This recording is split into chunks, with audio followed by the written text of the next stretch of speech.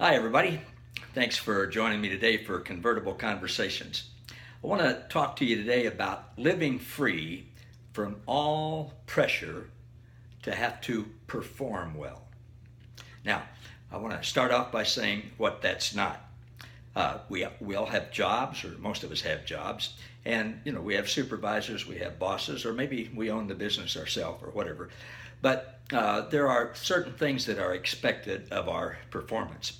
So I'm not talking about just saying the heck with everything, I can do what I want, it doesn't matter.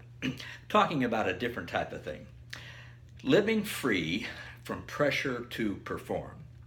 For most of my life, I felt like my identity was that of a performer, a trumpet player, jazz musician, band leader, entertainer. I thought that's who I was.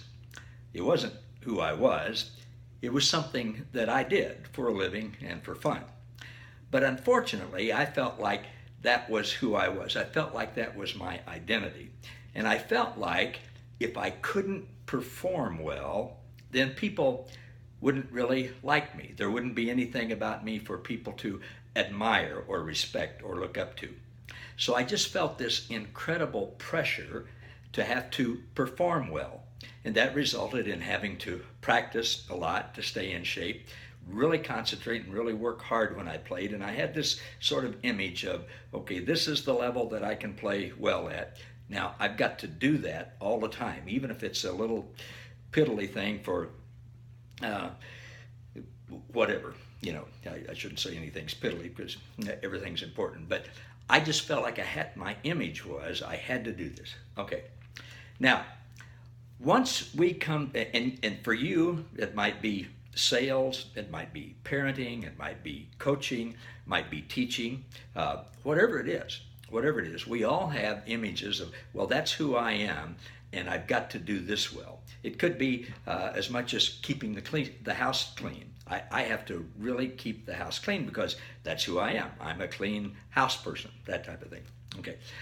Well, once I really found out, it took me a while to do this, once I found out that that's not my real identity. My real identity is who God thinks I am, who He says I am.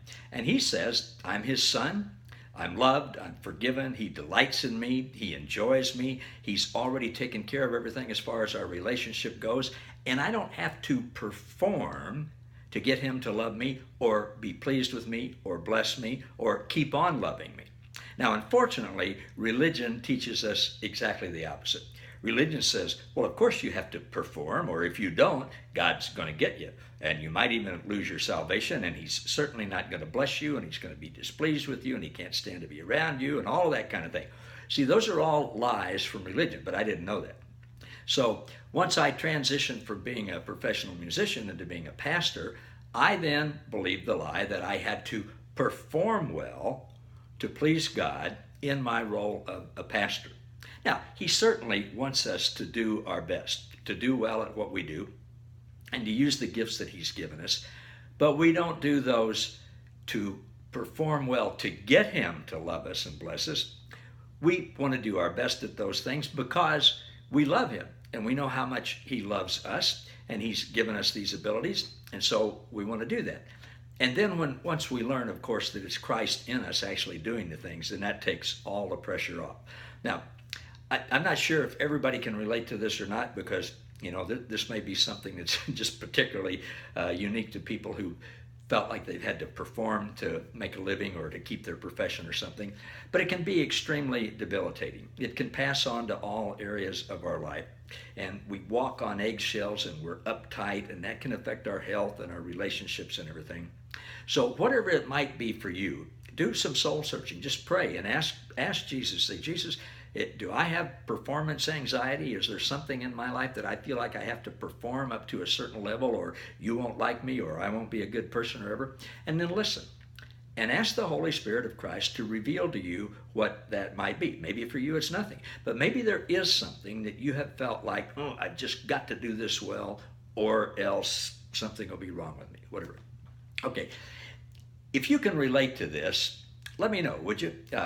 email me at convertibleconversations@gmail.com, or send me a personal message on Facebook, or if we're already friends and connected, call me or whatever, because I'd like to know if other people have had this type of performance anxiety thing, and if so, how they've let God work through them to get rid of that and no longer have it, because I still struggle with it sometimes, not nearly like I used to. So I'd love to hear from you anyway.